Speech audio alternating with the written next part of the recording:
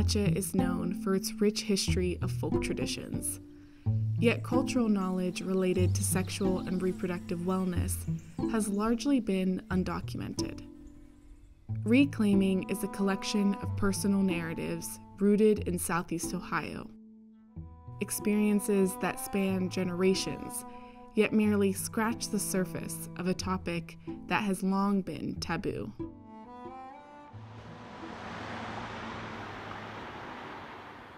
I don't know why it was so hush-hush.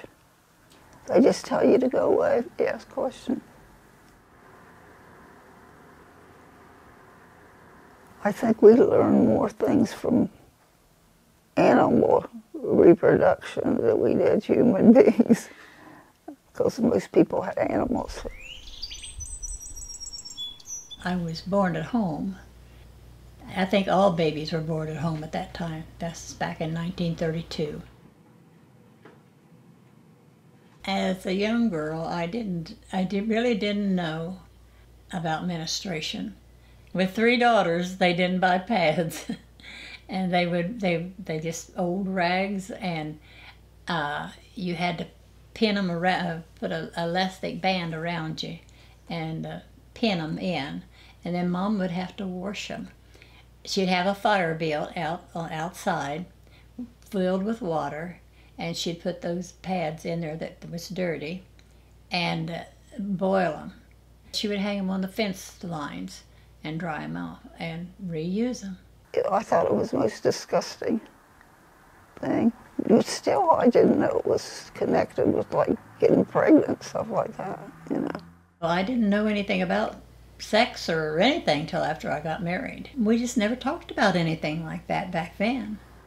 This thing with getting pregnant, when you have intercourse, you know, I thought, yeah, is this what this is about? It never dawned on me about babies, you know, and I thought it stunk terrible. I mean, that's just me, but it's this weird stuff. I never talked about this. As you grow in your marriage, you know it's just different. I'm missing a lot. I met Lee when I was 14, and we didn't get married till I was 16. I just got pregnant as soon as I got married. If you got sick at your stomach, you knew that was it. You knew when you was pregnant. Of course, sometimes we use protection, and I still get pregnant. I don't know. It's just, we had to buy those, they call them rubbers then. Yeah. And, you know, you didn't have a lot of money either. My doctor introduced me to that, to the diaphragm, and that's the only thing I knew that they had at that time to keep you from having children. I saw a lot of people that died in childbirth because the doctor had told them not to have any more children. And they didn't have any really sure-proof way to keep you from getting pregnant. They would give the girls turpentine or something like that. There was an awful lot of people that got rid of children, you know.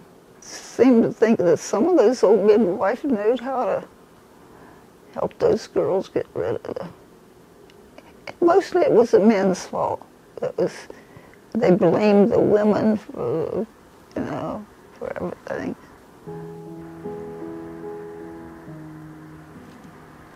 This is my husband, this is Jeannie, that's Gary, that's Paul, and that's Debbie.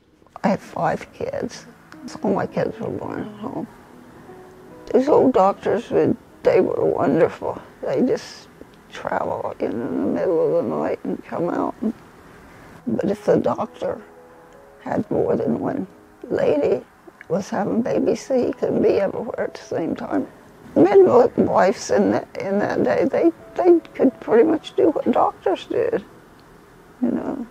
Most people were related, and she was just kind of among us all the time. You know, she kind of knowed each person, and could probably listen better than the doctor, because he's overloaded. I used to go with my mother-in-law when they was delivering babies. In those days, people just helped one another. They used a lot of roots and a lot of, stuff like that. And there's something that it will induce labor. The midwife would bring it. Let's see, these old people died off and took the secret with them.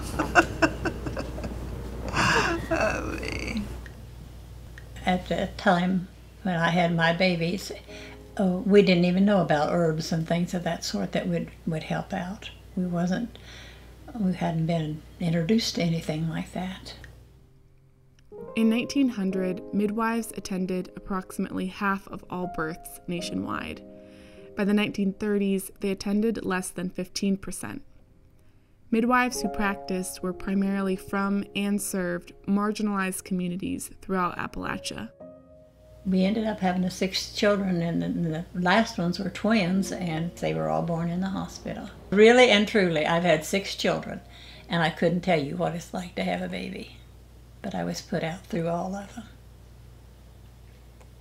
I didn't hear them say they poosh. They said, well, you just poosh, poosh. I never heard the word poosh.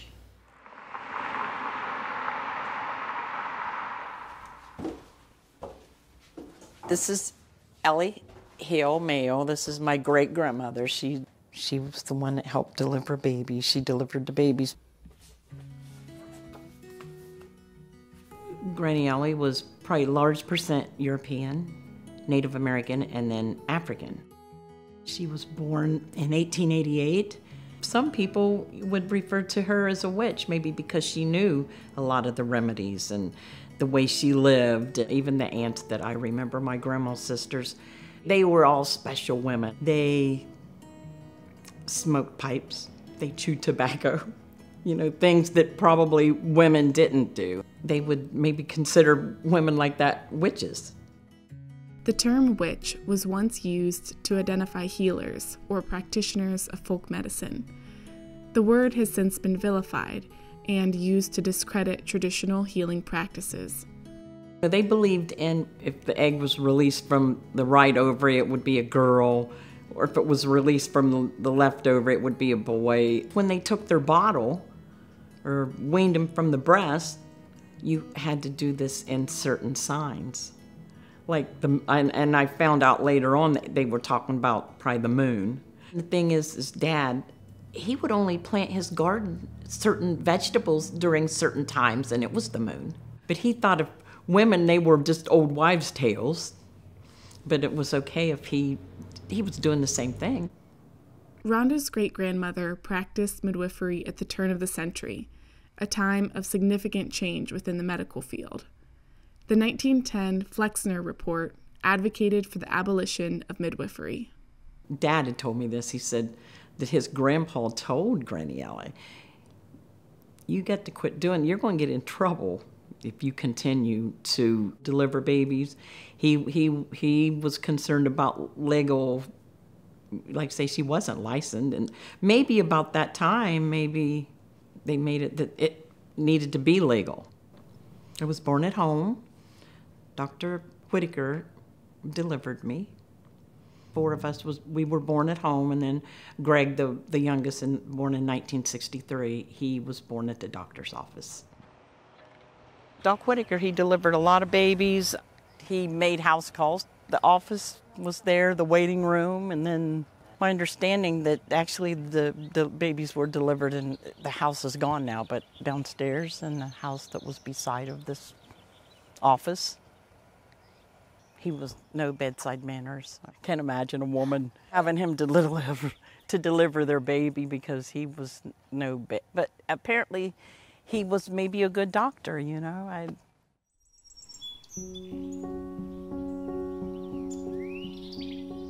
I was born in a hospital. I was immediately given away to my paternal grandmother. This is from my childhood, this book. I'm the shorter one. My grandma and I were very close. I was the girl that she'd always wanted. My grandma told me about midwives and the granny women, and she had an experience when she was a child. Her mother sent for the granny woman who came in the back window because they didn't want the doctor to know that she had been there. When I started menstruation, it was awful to wear those things all the time. They were hideous. Napkins, I had to put this in a wastebasket in paper in the closet so Grandpa couldn't see it. Now, Grandpa knew about this. I mean, I don't know why it was such a big deal. And then I took them out and burned them. A lot of girls in my class got pregnant and dropped out of school. And that didn't happen to me till the end. I finished high school, valedictorian of my class. Let's see. I was 18 that fall, and that's the autumn that I got pregnant. There was no information about you should be careful. Nobody was talking about that stuff. The year that I stayed home because I had a baby, then my grandma really opened up to me and talked about her young life and how she had gotten pregnant. I spent a lot of time making lists about pros and cons of keeping the baby or giving the baby up, but I couldn't see myself being a good parent at that point. The doctor suggested that I have general anesthesia, something that I regretted because I was already in labor and they gave me medicines that they gave me later to put me to sleep. And I'm like half asleep having contractions and I have no control. The doctor who was delivering me, not my doctor, said, "Oh, all these teenage girls having babies and married." You know, he was really scornful about it, and I couldn't open my eyes. I was so drugged, you know, I just could not get my eyes open, and I didn't say anything to him, but I've always hated it that he said that. You know, I didn't need that. I had a social worker because of the adoption, and I did see my baby because I wanted to, and though my doctor recommended against it. And that was a brief time of just holding this baby and marveling at it, you know, and knowing that I don't have it. I don't have it to be a parent at this time. Later on, I had an IUD. That was my preference for birth control, but ultimately got rid of those. The first one made me bleed very heavily. And then boom, I was pregnant. And that's when we went to New York City. To New York City to have an abortion. They weren't legal here then.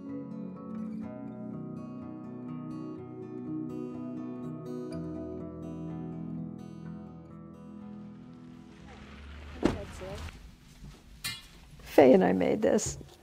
It's the exact dimensions of your pelvis because we needed something to practice with. So oil, warmth, support. And so that's my hand here. And you can kind of see the baby's head, you know, outlining. When I was 5, I told my parents I'm never getting married. You know, I knew I was not going to get married. And I didn't want kids. I knew I didn't want kids. I did grow up with a mother that, for my whole life, told me nothing but horror stories about birth and delivery. She couldn't even tell me about menstruation. And then I was in nursing school, and I had to go through OB rotations. And so I was in there as the nursing student, supposed to be supporting these laboring women that were screaming. So I was just like frozen. I was just like, oh God, this is the worst. You know, these women are going through hell. And why? Why do women go through this? This is, I mean, because, you know, I didn't want kids, so why would somebody put themselves through this? They gave you this huge soap suds enema so that, you know, God forbid you had any poop on the delivery room. And they'd shave off your pubic hair. And I just thought it was an assault. Back then, you know, birth, I thought, was just a traumatic experience. That changed in 1976. I was graduated as a registered nurse, and I met this woman. She said, well, I'm going to have my baby at home. And I'm like, what? And she says, yeah, I'm going to have my baby at home. I've been doing births at home. And the light bulb came on. And I was like, oh my God. You mean birth could be like an empowering experience? This is just a revelation to me. I entered the apprenticeship program with Choice, an organization in Columbus, Center for Humane Options in the Childbirth Experience. And I started attending births that way. And so then the baby has to make another rotation, or should make another rotation. And then, so at this point, this is when the baby's starting to come out, I put my hand down here fairly firmly, and sometimes up here, and lots of oil, and hold on while the baby's head is coming out. I would bring some oils like a peppermint oil to massage with. I use some herbs, blue cohosh, black cohosh, of course castor oil. But, you know, people react differently to herbs. You know, some people are real sensitive to them, and some people aren't. And so I didn't rely entirely on them. I'd start out with herbs, and if it wasn't getting us where we needed to go, especially for hemorrhage, I'm not afraid to transfer somebody to the hospital. I'm not a die-hard person.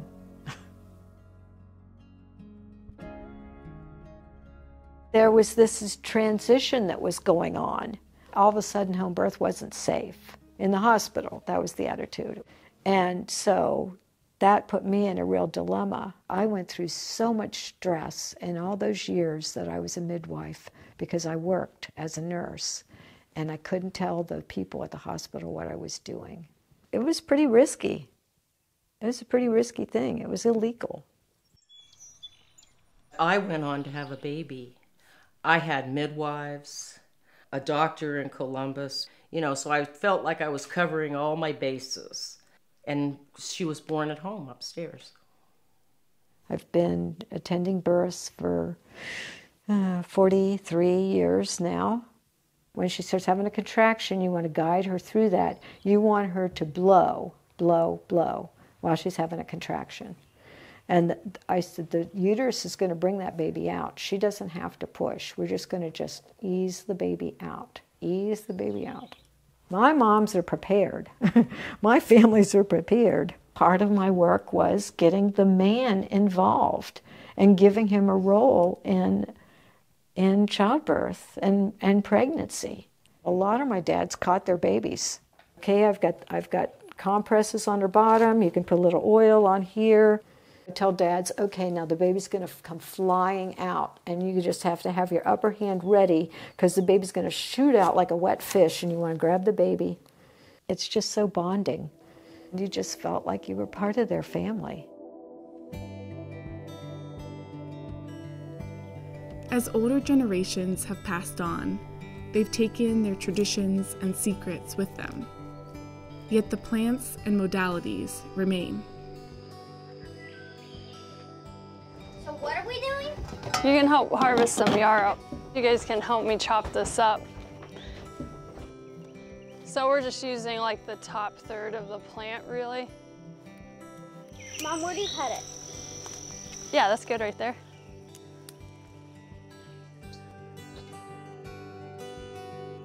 I've had 5 children, so they've all had pretty different situation. I had my first baby in Athens at the hospital. And then my second baby, actually, there was a birth defect, and I did carry full term. After about a month, she passed.